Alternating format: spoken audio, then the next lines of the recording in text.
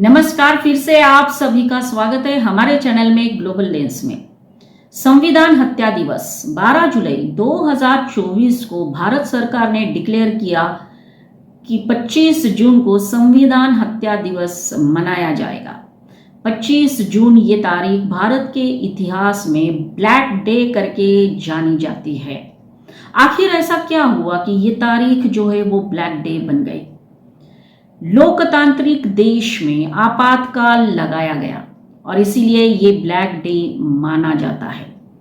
जो लोग जो हमेशा ये कहते हैं कि संविधान बचाओ, जो पार्टी आज हमें ये कहते दिखाई देती है संविधान बचाओ, और जो पार्टी हमेशा लोकतंत्र खतरे में है ये बात करती है, उन्हीं पार्टी की लीडर इंदिरा गांधी ने 25 जून 1975 को इमरजेंसी घोषणा करते हुए भारत में लगभग 2 साल के ऊपर इमरजेंसी कायम की थी।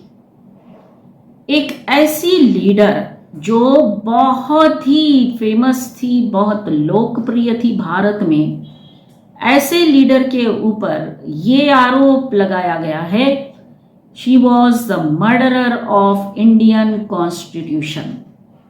वही इंदिरा गांधी जिन्होंने बैंकों का राष्ट्रीयकरण किया, वही इंदिरा गांधी जिन्होंने पाकिस्तान के 2 टुकड़े किए, वही इंदिरा गांधी जिन्होंने भारत से गरीबी हटाने का नारा लगाया, गरीबी हटाओ ये नारा लगाया, उसी इंदिरा गांधी ने भारत को लगभग 2 साल के ऊपर एक तरह से जेल बना के रख दिया। आखिर ऐसा हुआ क्यों? इस कहानी की शुरुआत होती है 1972 से। 1972 में भारत में जनरल इलेक्शंस होने वाले थे। उस टाइम पे इंदिरा गांधी लोकप्रियता के शिखर पर थी। लोगों को ऐसा लग रहा था कि वो गरीबों की मसीहा है, लोगों को ऐसा लगता था कि वो दुर्गा है। तो ऐसी स्थिति में इंदिरा गांधी को एक तरह से ओवर कॉन्फिडेंस हो गया था कि इस इलेक्शन में वो ही सत्ता में वापस आएगी। जब एक तरफ ऐसा चित्र था तो दूसरी तरफ ये चित्र था कि भारत में बेरोजगारी बढ़ रही थी, महंगाई बढ़ रही थी और साथ साथ लोगों के मन में गुस्सा भी था इसके खिलाफ। लेकिन इंदिरा गांधी जो ये सोचती थी कि वो ही सत्ता में वापस आएगी, जो उनका ओवर कॉन्फिडेंस हो गया था, तो उन्होंने 1972 की बजाय 1971 में ही जनरल इलेक्शंस करने की घोषणा की। उनका ये डिसीजन जब आया तो अपोजिशन के सारे लीडर्स शॉक हो गए थे। तो जनरल इलेक्शंस थे, इंदिरा गांधी रायबरेली से लड़ रही थी, तो उनके खिलाफ अपोजिशन पार्टी ने राजनारायण को मैदान में उतारा। लेकिन इस इलेक्शन में जब राजनारायण उतरे तो उन्होंने नारा दिया था इंदिरा हटाओ। इसको ही इंदिरा गांधी ने अपनी फेवर में करते हुए ये नारा दिया गरीबी हटाओ, और ये नारा काम कर गया। इंदिरा गांधी रायबरेली से लगभग 2 लाख वोटों से जीत गई। राजनारायण को लगभग 70,000 वोट मिले। रायबरेली से इंदिरा गांधी जीत गई। लेकिन कहानी यहां पर ट्विस्ट लेती है। जब राजनारायण चुनाव हार गए तो उन्होंने इंदिरा गांधी के खिलाफ 2 मुख्य आरोप लगाए। पहला आरोप ये था कि बैलेट पेपर में टैंपरिंग की गई, और दूसरा आरोप ये लगाया गया था जितनी भी सरकारी यंत्रणा थी उसका दुरुपयोग इंदिरा गांधी ने इलेक्शन के टाइम पे किया। इलाहाबाद हाई कोर्ट में राजनारायण ने अपील की, केस चला, और जब इलाहाबाद हाई कोर्ट ने डिसीजन दिया वो डिसीजन इंदिरा गांधी के खिलाफ था। हाई कोर्ट ने ये माना कि चुनाव के दौरान करप्शन हुआ है, टैंपरिंग हुई है, और जितनी सरकारी यंत्रणा थी उसका दुरुपयोग किया गया है। इलाहाबाद कोर्ट का ये जजमेंट आने के बाद इंदिरा गांधी की सत्ता खतरे में थी। वो प्रधानमंत्री पद पर कैसे रहती? तो उनके जो करीबी थे उन्होंने उनको सलाह दी कि सुप्रीम कोर्ट में अपील की जाए, और वैसा ही हुआ। सुप्रीम कोर्ट में इंदिरा गांधी ने अपील की और बाद में जब ये केस चला तो सुप्रीम कोर्ट ने डिसीजन दिया, फैसला दिया, वो ये दिया कि इंदिरा गांधी 1 साल के लिए पंतप्रधान पद पर रह सकती है जब तक कोई नया प्रधानमंत्री नहीं नियुक्त हो जाता। साथ साथ सुप्रीम कोर्ट ने यह भी डिसीजन दिया कि इंदिरा गांधी कोई भी पार्लियामेंट्री प्रोसीडिंग्स में सहभागी नहीं हो सकती, ना ही वो वोटिंग का हिस्सा बन सकती है। एक तरह से इंदिरा गांधी जो है सिर्फ नाम की ही प्रधानमंत्री बन गई थी। तो ये कैसे चलता? और फिर शुरू हुई ये कहानी।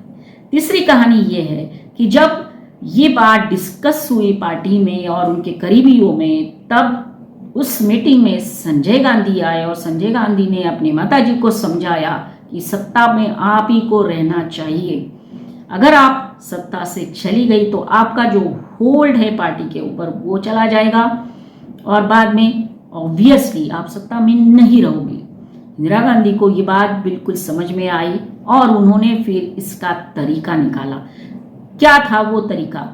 वो तरीका ये था कि उन्होंने राष्ट्रपति उस टाइम पे जो थे उनको समझाया कि भारत का जो है वो एक कठिन समय से गुजर रहा है, इंटरनल डिस्टरबेंस है और अपने देश को बचाने के लिए हमें इमरजेंसी लागू करनी पड़ेगी।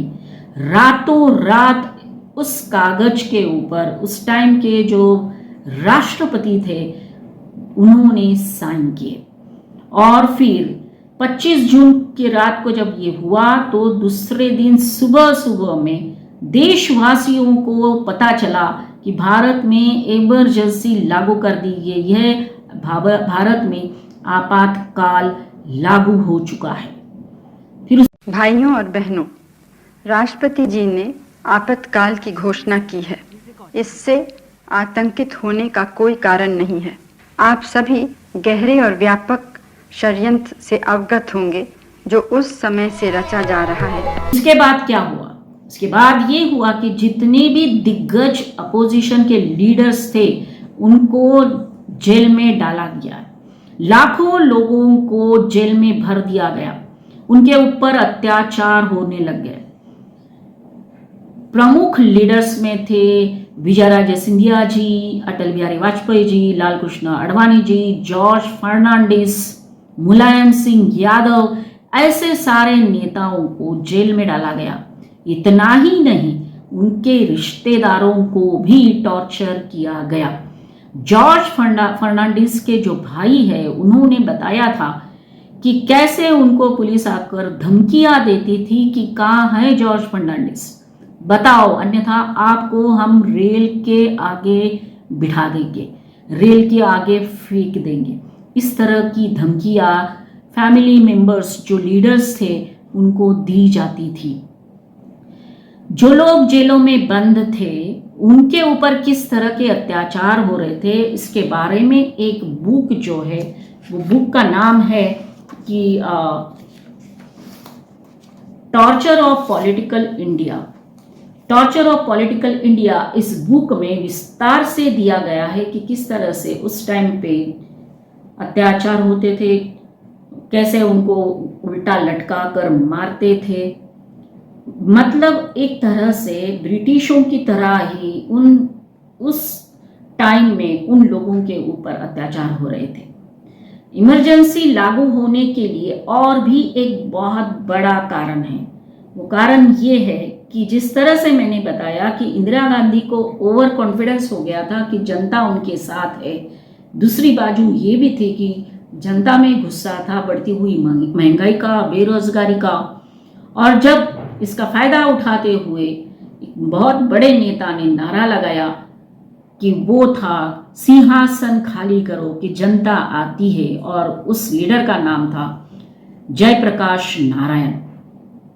उन्होंने एक तरह से जन आंदोलन खड़ा किया था, जिसमें नारा उन्होंने ये दिया था कि सब इन सिंहासन खाली करो, एक तरह से इंदिरा हटाओ, क्योंकि ये पिक्चर बन चुका था कि India is Indira, Indira is India. इस पिक्चर को, इस सिचुएशन को बदलने के लिए जयप्रकाश नारायण जी ने रामलीला मैदान में एक सभा बुलाई थी। सभा में लाखों लोग जमा हो रहे थे। बस यही देखते हुए इंदिरा गांधी के मन में डर पैदा हो गया था कि अब मैं सत्ता में नहीं रहूंगी, और उन्होंने इमरजेंसी लागू करने का फैसला लिया। जयप्रकाश नारायण को भी जेल में बंद कर दिया गया। तो ये भी एक मुख्य कारण था इमरजेंसी लागू करने का। जब दिल्ली में इतनी सारी राजनीतिक चेंजेस हो रहे थे, उठक बैठक हो रही थी, उसी टाइम पे दिल्ली में कांग्रेस और इंदिरा गांधी ने, जो आज कांग्रेस हमेशा कहती है, जिनको हम कहते हैं मुस्लिम अपीजमेंट करती है, उसी कांग्रेस में उस टाइम पे जो मुस्लिम आबादी थी, वहां पर रहने वाले जो लोग थे, उनके ऊपर, उनके घरों के ऊपर बुलडोजर चलाया था। जो बुलडोजर आज उत्तर प्रदेश के मुख्यमंत्री चलाते हैं और कांग्रेस उसके खिलाफ आवाज उठाती है, वही बुलडोजर उस जमाने में कांग्रेस ने और इंदिरा गांधी ने उस टाइम पे दिल्ली में रहने वाले जो मुसलमान लोग थे, उनके घरों के ऊपर चलाया था। इतना ही नहीं, इसी टाइम पे इमरजेंसी का फायदा उठाते हुए इंदिरा गांधी और उनकी सरकार ने क्या किया, वो था मास स्टेरिलाइजेशन, नसबंदी। जबरदस्ती कोई भी हो, चाहे बूढ़ा हो, यंग हो, बच्चे हो, उनको उठा उठा कर भारत में मास स्टेरिलाइजेशन, नसबंदी करवाई गई। नसबंदी का कार्यक्रम फैमिली प्लानिंग के अंतर्गत शुरू किया गया था, क्योंकि उस टाइम पे भारत की आबादी बहुत तेजी से बढ़ रही थी। उसी को रोकने के लिए ये एक प्रोग्राम भारत सरकार ने शुरू किया था, जो दुनिया में अपने आप में एक पहला प्रोग्राम था। लेकिन इमरजेंसी के दौरान इंदिरा गांधी और उनकी सरकार ने इसी प्रोग्राम को इस तरह से यूज किया, उसका दुरुपयोग करते हुए मास स्टेरिलाइजेशन किया, जिसके लिए संजय गांधी को भी रिस्पॉन्सिबल माना जाता है। जितने भी भारत के कॉन्स्टिट्यूशन में हमें मौलिक अधिकार दिए थे, वो सारे मौलिक अधिकार इस आपातकाल में खत्म हो गए थे। कोई भी सरकार के खिलाफ आवाज नहीं उठा सकता था। जो भी आवाज उठाता था उसको जेलों में भर दिया जाता था और उसके ऊपर अनगिनत अत्याचार किए जाते थे। तो ये पूरी कहानी जो है, जिसको हम ब्लैक डे करके जब आज मनाते हैं, उसका ये काला सच है। अब इसके बाद क्या हुआ? इसके बाद ऑब्वियसली ये होना था कि लोगों के मन में इंदिरा गांधी के खिलाफ गुस्सा होना स्वाभाविक था। मास में जब स्टेरिलाइजेशन हो रहा था, तब हमें पता चलता है कि कैसे उस वक्त के जो कांग्रेस के लीडर्स थे, संजय गांधी और इंदिरा गांधी, उन्होंने उन्हीं माइनॉरिटी के ऊपर अत्याचार किए, जिसके लिए आज वो अपीजमेंट की पॉलिसी रखते हैं। सारे दिग्गज नेता, उनके साथ साथ जो राजा महाराजा थे, जो रॉयल फैमिली के मेंबर्स भी थे, उनको भी जेल में डाला गया था। उसमें से प्रमुख नाम आता है गायत्री देवी, जो इंदिरा गांधी की क्लासमेट थी, जयपुर की महारानी। उनको भी तिहाड़ जेल में बंद करके रखा था। उनके ऊपर भी अत्याचार उसी तरह से हुए जिस तरह से इन बाकी सब लीडर्स के ऊपर हो रहे थे।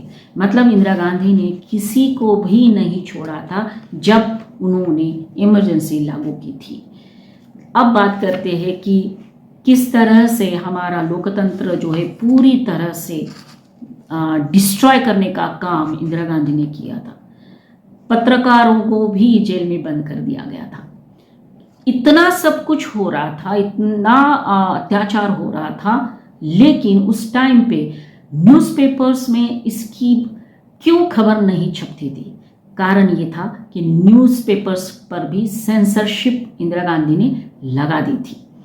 कोई भी न्यूज़ बिना गवर्नमेंट के अप्रूवल के न्यूज़पेपर्स में छपती ही नहीं थी। तो फिर ये बातें कैसे छपती जो बातें इंदिरा गांधी और उनकी सरकार कर रही थी।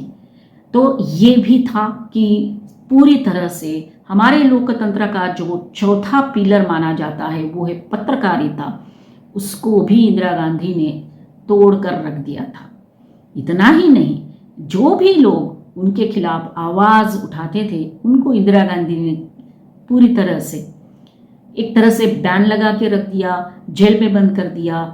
फॉर एग्जाम्पल किशोर कुमार जी, जब ये सब बातें हो रही तो किशोर कुमार जी को उन्होंने गाना गाने के लिए बोला था और किशोर कुमार जी ने मना कर दिया था।